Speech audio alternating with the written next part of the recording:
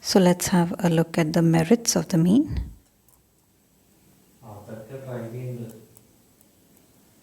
Of the geometric mean. First merit, it has a proper formula, it is rigidly defined. So, like I keep saying earlier, whether I calculate it or you calculate it or some other third person calculates it, as long as you have applied the formula correctly, we will all get the same answer. So that's good. Second, it is based on all items.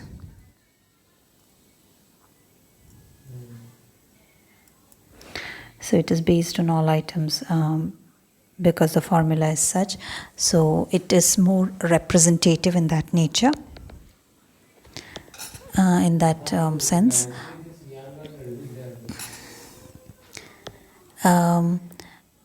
Unlike the arithmetic mean, now arithmetic mean also has the advantage that it is based on all the items or all the observations.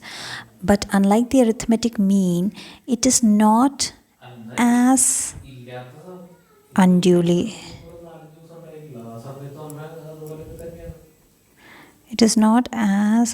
affected by extreme values as the arithmetic mean.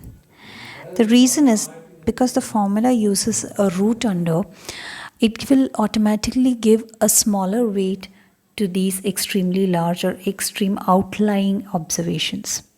So less weight to the larger items and more weight to the smaller items. So the effect of outlier observations is much lesser in the case of the geometric mean as compared to the arithmetic mean. Like the arithmetic mean, it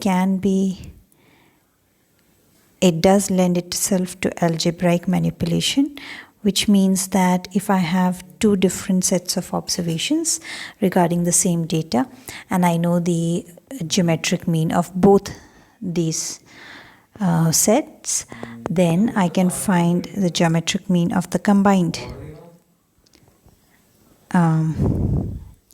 population or the combined set using this formula.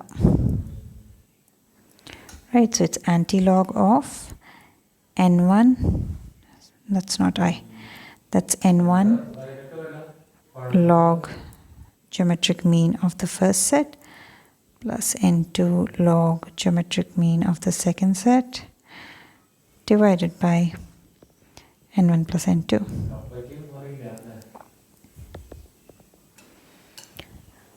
Right. One merit that the geometric mean has in its favor is that it is very useful for averaging ratios, percentages, and growth rates of change.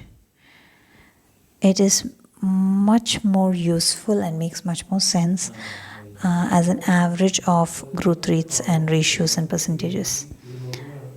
Right, so like I said, finding the average rate of growth over so many years or finding the average rate of inflation and things like that, we prefer to use, or the more scientifically correct measure of central tendency would be this geometric mean. Now, when you come to the demerits of the geometric mean, the first one is not easy, not simple to understand, not easy to calculate,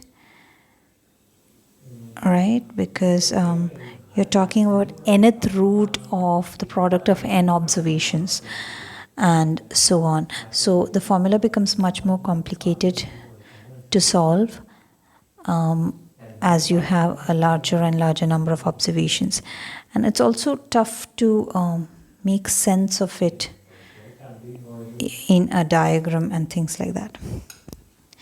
Of course, the calculation becomes a little bit more simpler if you're using logarithms.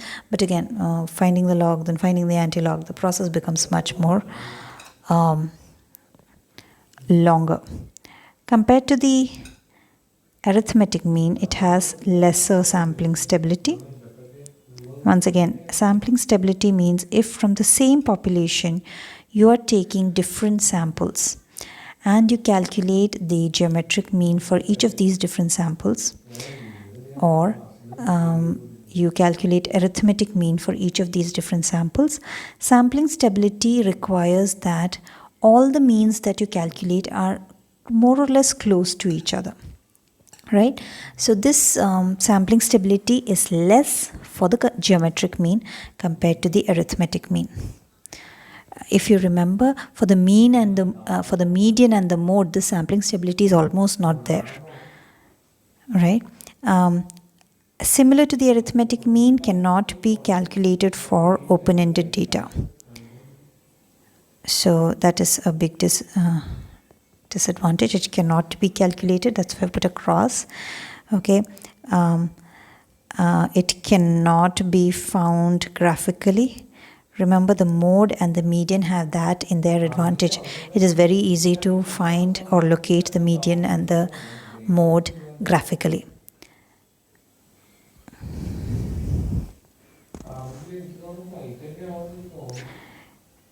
Again, similar to arithmetic mean, qualitative data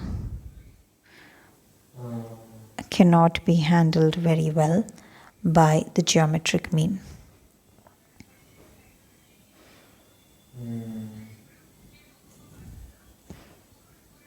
Right, and especially when you use log form of the formula, if you have 0 or a negative value by any chance as an observation, you cannot use this formula. Yeah, it becomes almost impossible, and so on, because you have square root or root under.